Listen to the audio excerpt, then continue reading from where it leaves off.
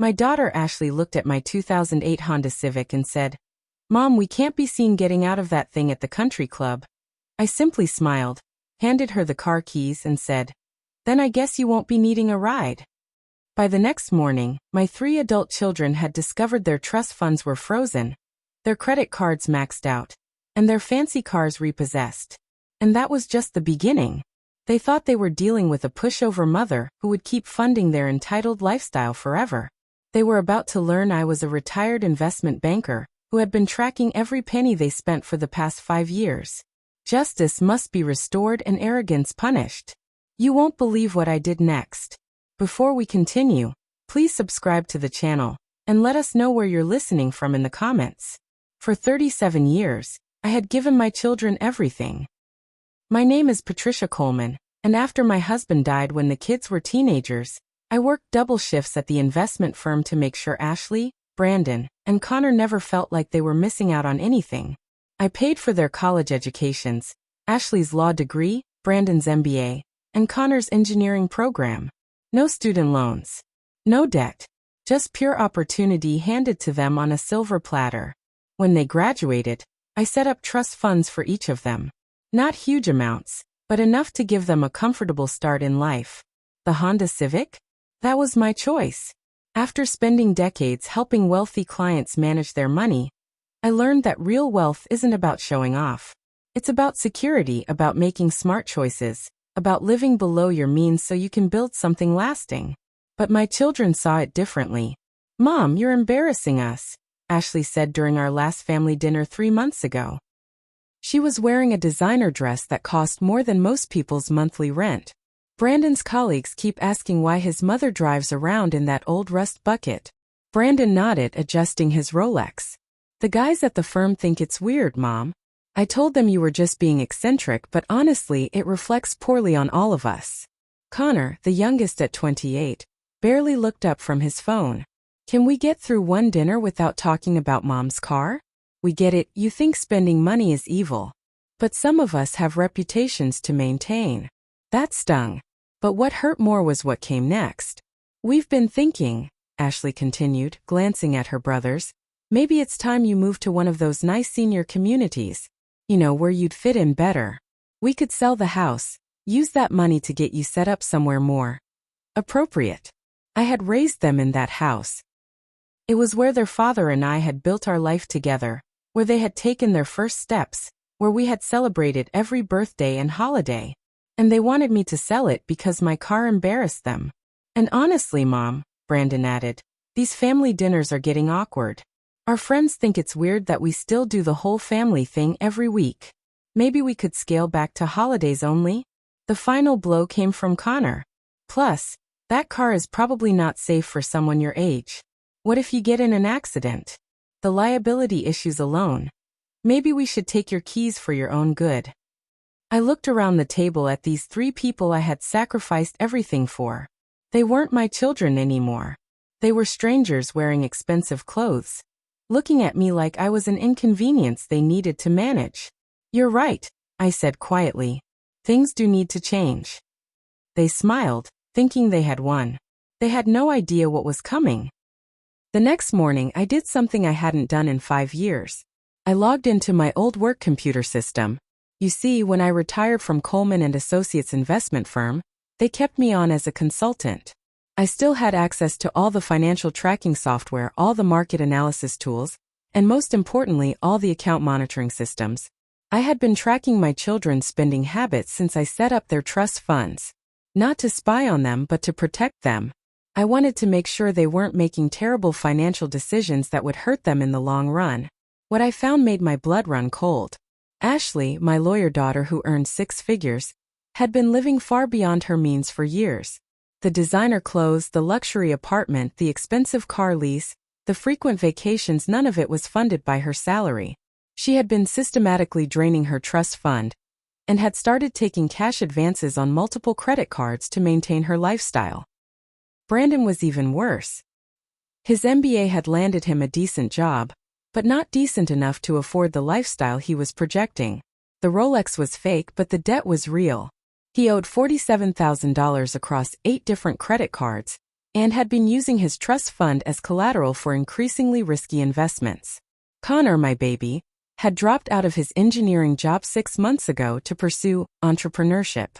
By entrepreneurship, he meant day trading with money from his trust fund and losing almost everything. He was down to his last $12,000 and had been lying to all of us about still having a job. But here's the thing that really got me: they had been meeting every Tuesday for the past 3 months. They had been having dinner together without me. The restaurant receipts showed up on Ashley's credit card statements. They had been planning this intervention about my car, my house, my life, while lying to my face about caring about our family dinners. The final piece of evidence came from an accidental pocket dial. Connor had called me the week before, but he didn't realize it. I heard him talking to his siblings. "The old lady has to have at least $2 million in that house," he was saying. "Plus whatever she's got in retirement accounts. If we can convince her to sell and move into one of those assisted living places, we can manage her money. She won't even notice if we borrow from it." "Borrow?" Ashley laughed. "Right. She'll be dead in 10 years anyway. Why shouldn't we enjoy some of it now?" That conversation lasted 43 minutes. I recorded every word. They weren't embarrassed by my car. They were embarrassed by me. And they saw me as their retirement plan.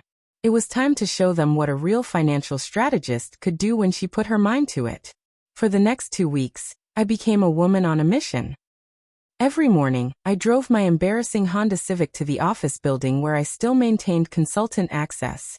I had files to review and evidence to compile. First, I pulled 5 years of financial records for all 3 children. Bank statements, credit reports, investment account activity, spending patterns, everything. What I found painted a clear picture of 3 adults who had never learned the value of money because they had never had to work for it. Ashley had spent $11,000 last year on handbags alone. Handbags. She owned 47 designer purses, but couldn't be bothered to have dinner with the mother who made it all possible. Brandon had purchased a boat he couldn't afford, had never used, and was now 3 months behind on payments for. He had been telling everyone at work that it was an investment property on the lake. Connor's day trading history was almost painful to read. He had started with $60,000 from his trust fund. Through a series of increasingly desperate trades, he had managed to lose over 70% of it. The remaining money was tied up in cryptocurrency that had crashed 2 weeks after he bought it. But the evidence gathering wasn't just about their spending. I needed to understand the full scope of their deception. I hired a private investigator. Not for anything dramatic, just to verify what they had been telling me about their lives versus reality. The PI's report confirmed what I suspected. Ashley hadn't made partner at her law firm. She had been passed over twice, and was actually on probation for missing important deadlines. Her expensive lifestyle was her way of pretending she was more successful than she actually was. Brandon's job at the financial consulting firm was real, but his position wasn't what he had led me to believe. He was a junior analyst, not a senior partner. His colleagues weren't asking about my car. Most of them probably didn't even know I existed. Connor had been lying about everything. No job, no business prospects, no plan. He had been spending his days at coffee shops, trying to day trade his way back to solvency while telling everyone he was building the next big tech startup. The Tuesday dinners weren't about planning an intervention for my benefit. They were about figuring out how to access my money without me noticing. I had spent 2 decades helping wealthy families protect and grow their assets. Now I was going to use every single skill I had learned to teach my own children the most expensive lesson of their lives. The beautiful part? It was all completely legal. What they didn't know was that the trust funds I had set up weren't traditional trust funds at all. Here's what my darling children never bothered to read in the trust fund documents they signed. They weren't actually trust funds. They were conditional investment accounts with a very specific clause that I had learned about during my years in wealth management. The accounts were set up as incentive-based distributions with moral character provisions. Fancy legal language that meant one simple thing. If the beneficiaries demonstrated financial irresponsibility or showed contempt for family values, the funds could be immediately frozen and redistributed. I had put this clause in place when they were young adults, not because I expected to use it, but because I had seen too many wealthy families torn apart by entitled children who viewed their parents as ATMs rather than people. My attorney, Harold Brennan, had handled the paperwork 20 years ago. When I called him to discuss activating the clause, he was initially hesitant. "Patricia, this is nuclear option territory," he warned. "Once you trigger this, there's no going back. Are you sure about this?" I played him the recording of Connor's pocket dial conversation. "Jesus," Harold said when it finished. "They really said that?" "Every word. Harold, I didn't work 70-hour weeks and sacrifice my own happiness to raise 3 people who see me as a burden to manage. They want to treat me like I'm already dead? Fine. Let them see what life looks like when I actually am." The plan was elegant in its simplicity. Phase 1. Freeze all conditional accounts immediately. This would cut off their access to what they thought was their money. Phase 2. Notify their creditors that the accounts they had been using as collateral were no longer available. This would trigger immediate collection efforts on their substantial debts. Phase 3. Document everything. Their financial irresponsibility, their deception, their abandonment of family values. All of it would be legally documented to ensure they could never claim the actions were unfair or unexpected. Phase 4. Let them come to me. They would have to acknowledge what they had done and genuinely commit to rebuilding their relationship with me if they ever wanted access to any family money again. But the most beautiful part of the plan was the timing. Ashley had a court appearance next week representing a high-profile client. If her credit cards got declined and her financial situation became public, it could destroy her career. Brandon had been telling his firm's partners that he came from a wealthy family and was expecting a major inheritance. If they discovered he was actually drowning in debt, they might question his judgment in managing clients' money. Connor had been living rent-free in an expensive apartment by telling the landlord that his trust fund payments would cover everything. When those payments stopped coming, he would be facing eviction within 30 days. They had created a house of cards built on lies and maintained by my money. I was about to remove every single card at once. Harold prepared all the necessary paperwork. The account freezes would take effect immediately. The creditor notifications would go out within 48 hours. By the end of the week, my children would be facing the real-world consequences of their choices for the first time in their adult lives. "You know they're going to be furious," Harold said as we finished the paperwork. I smiled, thinking about their embarrassment over my Honda Civic. "Harold, fury is just anger without power. They're about to learn the difference." What they didn't know was that I had been building this case for months, and their own behavior had given me everything I needed to ensure they couldn't fight back. Monday morning, I woke up early and made myself a cup of coffee. By 9 a.m., every single one of their conditional accounts had been frozen.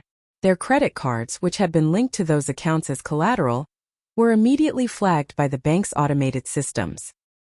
I didn't have to wait long for the first phone call. "Mom!" Ashley's voice was shrill with panic. "Something's wrong with my credit cards. They're all being declined. There must be some kind of mistake." "No mistake, sweetheart," I said calmly. "I froze your conditional account this morning." There was a long silence. "You can't do that. That money is mine. You gave it to me." "Actually, I didn't. You might want to reread the documents Harold prepared 20 years ago. The money was conditional on maintaining family relationships and demonstrating financial responsibility. You've done neither. This is insane. I'm a lawyer, Mom. You can't just steal money from me." "I'm not stealing anything. I'm enforcing the terms of an agreement you signed. And Ashley, you might want to figure out how you're paying for that court appearance Thursday. Your client isn't going to be happy if their attorney shows up in last year's clothes." She hung up on me. Brandon called an hour later. His voice was shaking. "Mom, what did you do?" "My bank is calling about my boat loan. They said the collateral account is no longer valid." "That's correct. The account that was backing your $47,000 in credit card debt and your boat payments no longer exists. You can't do this. I have a reputation to maintain at work. If they find out I'm in debt, I could lose my job. Brandon, you should have thought about that before you bought a boat you couldn't afford and then called me an embarrassment. Actions have consequences." "We can fix this," he said desperately. "I'll apologize. I'll come to family dinner. I'll drive your stupid car if you want. Just don't destroy my life over this. My stupid car? I repeated. The car you were so embarrassed by that you wanted to take my keys away? The car that represents 30 years of smart financial decisions while you were making terrible ones. I didn't mean it like that. Yes, you did. And now you get to live with the consequences of meaning exactly what you said. Connor's call came Tuesday afternoon. He was crying. Mom, please. I know we screwed up. I know we said terrible things. But I'm going to be homeless. My landlord got a notice that my trust fund payments stopped. He's giving me 30 days to pay 6 months of back rent or I'm evicted. Connor, you haven't had a trust fund payment in 8 months. You've been living on borrowed money and lies. The only person who didn't know that was me. I can fix this. I can get a job. I can pay you back. I can. You can start by telling the truth. When did you quit your engineering job? Silence. Connor. 6 months ago, he whispered. And what have you been doing with your time? Trying to make the money back. I thought if I could just get lucky with a few trades. You've been gambling with family money while lying to my face about having a job and a future. That's not unfortunate luck, Connor. That's a choice. By Wednesday, all 3 of them were dealing with the reality of their situation. Ashley's law firm had been contacted by her creditors. Brandon's boat had been repossessed, and his coworkers were starting to ask questions about why he looked so stressed. Connor had been served with an eviction notice. But the beautiful thing about having spent 20 years in wealth management? I knew exactly how financial pressure would affect each of them differently. Ashley, the lawyer, would try to find legal ways to fight back. She would research the trust documents looking for loopholes. Brandon, the MBA, would try to negotiate. He would come to me with spreadsheets and payment plans and promises. Connor, the youngest, would simply panic. He would make increasingly desperate decisions that would only make his situation worse. I was right on all 3 counts. By Thursday, the consequences had spread beyond just financial problems. Ashley's court appearance had been a disaster. She had shown up in an obviously old outfit, looking stressed and distracted. Her high-profile client noticed, and word spread quickly through the legal community that Ashley Coleman might be having personal difficulties. Brandon's situation was even more public. His boat being repossessed from the marina had been witnessed by several of his co-workers, who happened to be there for a company yacht party. When he tried to explain it away as a planned sale, the repo man cheerfully corrected him in front of everyone. But Connor's situation had become the most dramatic.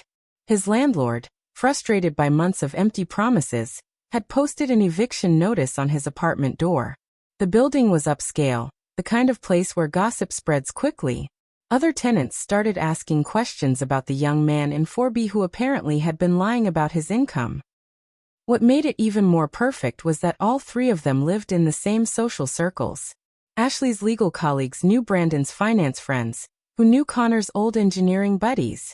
The story of the Coleman children's financial collapse was spreading like wildfire through their professional networks. The breaking point came Friday afternoon. I was in my embarrassing Honda Civic, pulling into the grocery store parking lot, when I saw Ashley's Mercedes, or what used to be Ashley's Mercedes.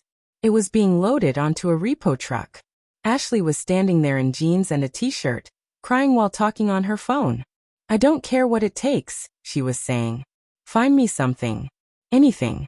I need money now. That's when she saw me. Mom. She ran over to my car, not caring who was watching. Please, we need to talk. All of us.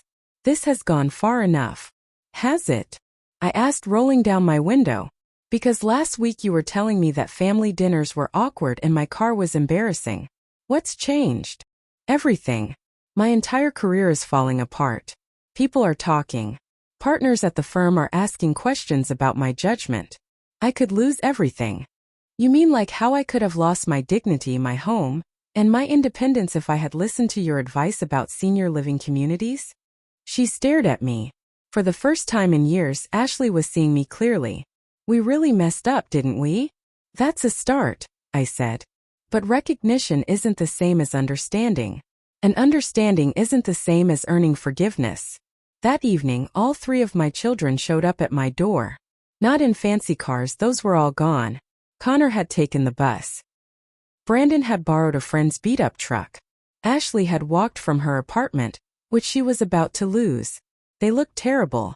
Stressed, exhausted, humbled. For the first time in years, they looked like the children I had raised instead of the entitled strangers they had become. "Mom," Ashley said, "we need to talk." "Do we?" I asked. "Because the last time we talked, you made it very clear that spending time with me was awkward, and that my lifestyle was embarrassing to you." "We were wrong," Brandon said quickly. "We were stupid and selfish and wrong." "About what specifically?" They looked at each other, realizing this wasn't going to be easy. "About everything," Connor said. "About the car, about the house, about family dinners. About treating you like you were the problem instead of looking at ourselves. And about the money," Ashley added reluctantly. "We took advantage of you. We acted like we were entitled to it instead of being grateful." "Keep going." Brandon took a deep breath. "We planned that intervention not because we cared about you, but because we wanted access to your assets. We talked about you like you were already dead. We were going to manipulate you into giving us control of your finances." "Now we're getting somewhere," I said. "So what you're telling me is that everything you said about being embarrassed by my car was actually about being embarrassed by having a mother who wasn't funding your fantasy lifestyle anymore?" They all nodded, looking ashamed. "And the part about scaling back family dinners was really about not wanting to pretend you cared about me when you only cared about my money?" More nodding. "And the suggestion about senior living was about getting me out of the way so you could liquidate my assets without interference?" "Yes," Ashley whispered. "All of it." For the first time since this whole situation started, I felt a small crack in my anger. They were finally telling the truth. But truth and forgiveness are two different things. "Sit down," I told them, gesturing to my living room. "We're going to have a conversation about consequences and what comes next." They sat on the couch like scolded children, which in many ways they were. "Let me explain exactly what your behavior has cost you." I began, pulling out a folder of documents. "Ashley, your credit score has dropped 200 points in the past week. Every major credit bureau has been notified of your defaulted accounts. Your law firm's partners have been contacted by 3 separate creditors trying to verify your employment. Your professional reputation is damaged, possibly permanently." Ashley's face went white. "Brandon, your boat wasn't just repossessed. It was repossessed at a company event in front of your supervisors and clients. Your firm has started an internal review of your financial situation because they're concerned about your judgment in handling client investments. You're looking at possible termination and certain career limitations." Brandon put his head in his hands. "Connor, you're facing eviction, but that's not the worst part. Because you lied on your lease application about having income from a trust fund, your landlord is pursuing fraud charges. You could be facing criminal prosecution for obtaining housing under false pretenses." Connor started crying again. "But here's the part that's going to hurt the most," I continued. "All of this information is now part of your permanent financial records. Future landlords will see it. Future employers will see it. Future romantic partners who run credit checks will see it. You didn't just damage your current situation. You damaged your future opportunities." The room was silent except for Connor's quiet sobbing. "However," I said, and all 3 of them looked up with hope in their eyes, "there is a path forward.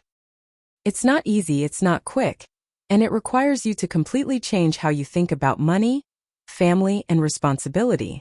"Anything," Ashley said quickly. "We'll do anything. Don't agree to anything until you hear what it involves," I warned. "Because this isn't about me forgiving you and going back to the way things were. That version of our family is dead. This is about building something new, something honest, something based on respect instead of exploitation." I pulled out another set of documents. "First, all 3 of you are going to get credit counseling and financial planning education. Real classes, real certification, real understanding of how money works. You're going to learn to budget, to save, to make smart decisions." They nodded eagerly. "Second, you're going to get jobs appropriate to your actual skill levels and experience. Ashley, you're going to take whatever legal work you can get, even if it's not prestigious. Brandon, you're going back to entry-level financial work until you prove you can handle responsibility. Connor, you're going to find any job that pays honestly and work your way up. More nodding. Third, you're going to pay back every penny you lost through poor decisions. Not to me, to yourselves. You're going to rebuild your credit, pay off your debts, and create emergency funds so you never have to depend on anyone else's money again. How long will that take? Brandon asked. For you? Probably 5 years if you're smart about it. Maybe 10 if you're not. The reality of that timeline hit them hard. Fourth, family dinners resume. Every Sunday, 6 p.m. in this house. You show up regardless of your work schedule, your social plans, or your mood. You contribute to the meal preparation and cleanup. You engage in actual conversation about real things happening in your lives. No more lies, no more pretending. We can do that, Ashley said. Fifth, you're going to apologize to everyone you lied to. Your coworkers, your landlord, your friends. You're going to tell them exactly what happened and why you made the choices you made.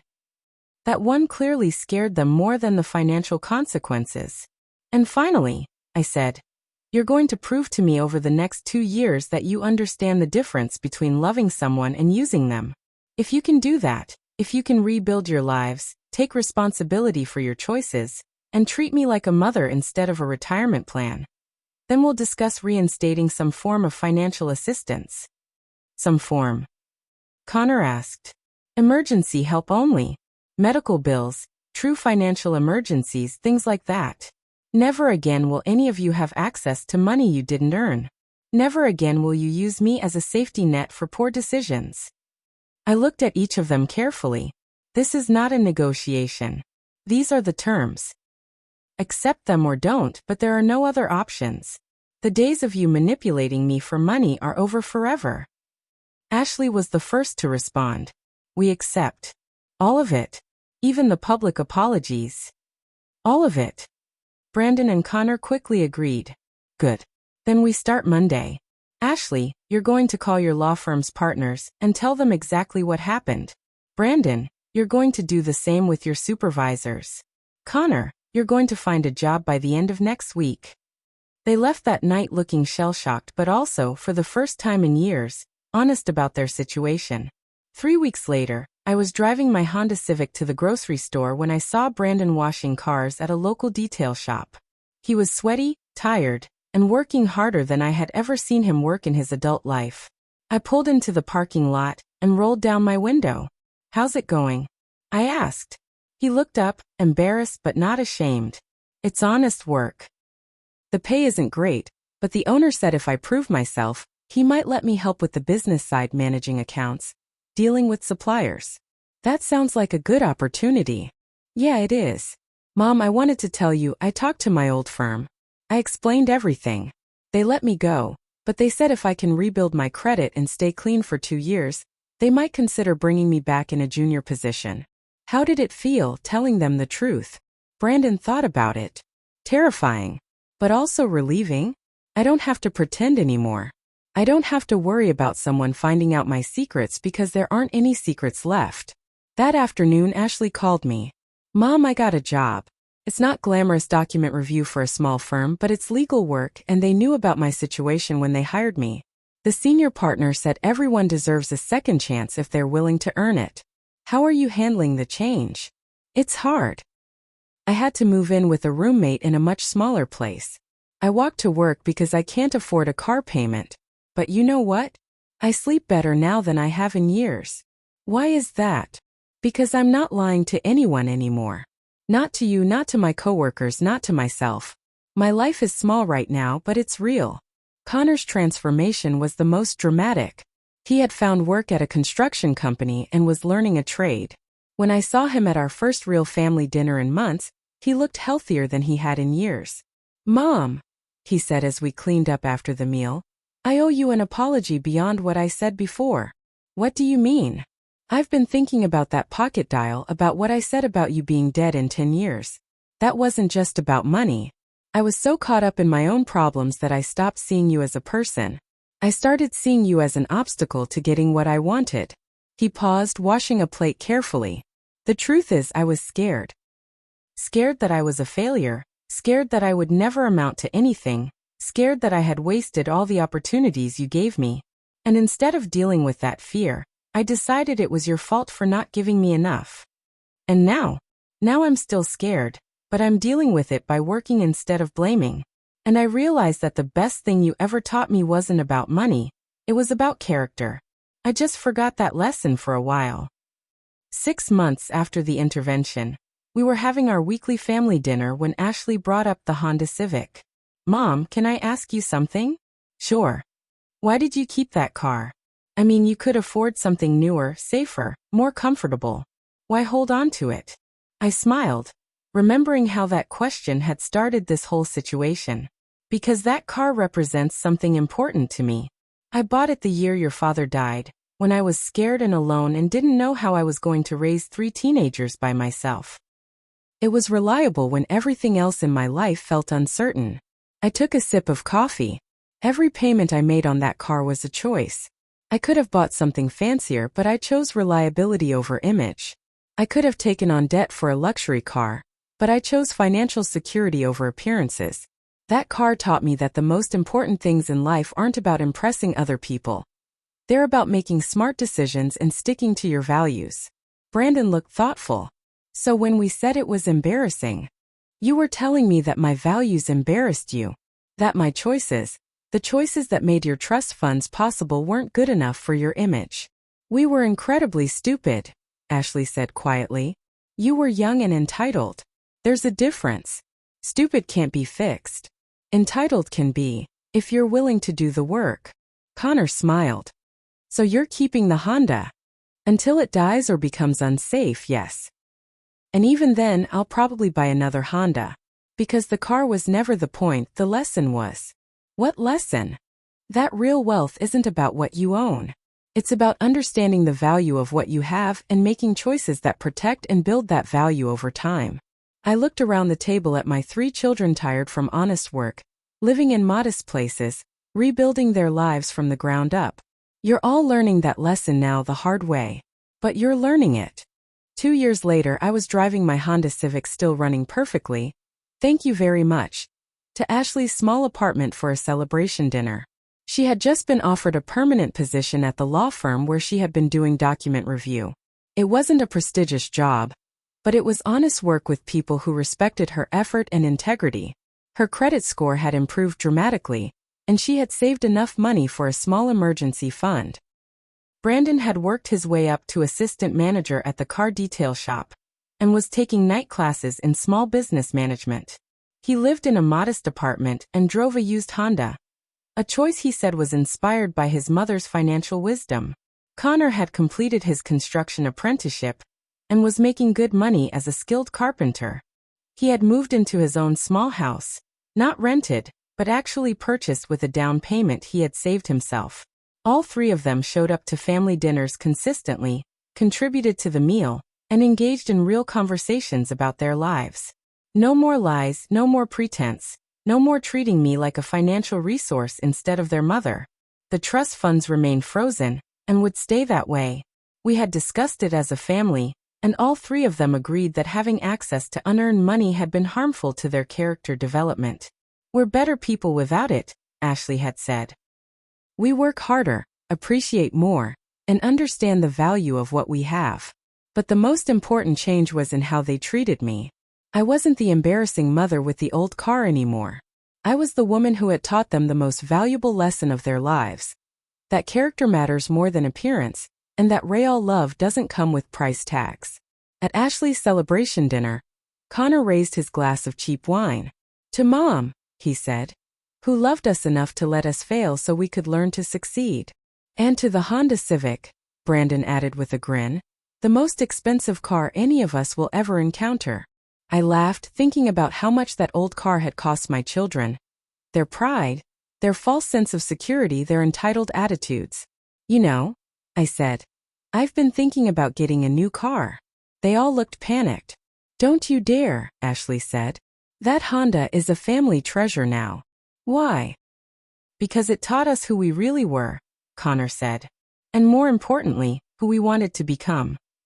3 years later, the Honda Civic is still running perfectly. My children are thriving in their rebuilt lives. And every Sunday at 6 p.m., we gather around my dinner table, Not because they need my money, but because they genuinely want to spend time with me. The greatest revenge isn't making someone suffer. It's helping them become better people despite themselves. And sometimes, that starts with refusing to be embarrassed by an old Honda Civic. Today, when people ask me about parenting advice, I tell them this: love your children enough to let them face consequences. Give them opportunities, not guarantees. And remember that the most expensive gift you can give them isn't money. It's the character to earn their own. My Honda Civic now has 247,000 miles on it, and still runs like a dream. Ashley, Brandon, and Connor have all offered to buy me a new car for my birthday. I always tell them the same thing. This car isn't broken, so why would I replace it? They understand now that I'm not just talking about the car. Some lessons are worth every penny they cost, especially when the people learning them are the ones paying the price. If this story got you thinking, go ahead and hit that like button. Don't forget to subscribe for more real stories that hit deep, and tap the bell so you don't miss what's coming next. And hey, if you know someone who needs to hear this one, share it with them. Thanks for watching.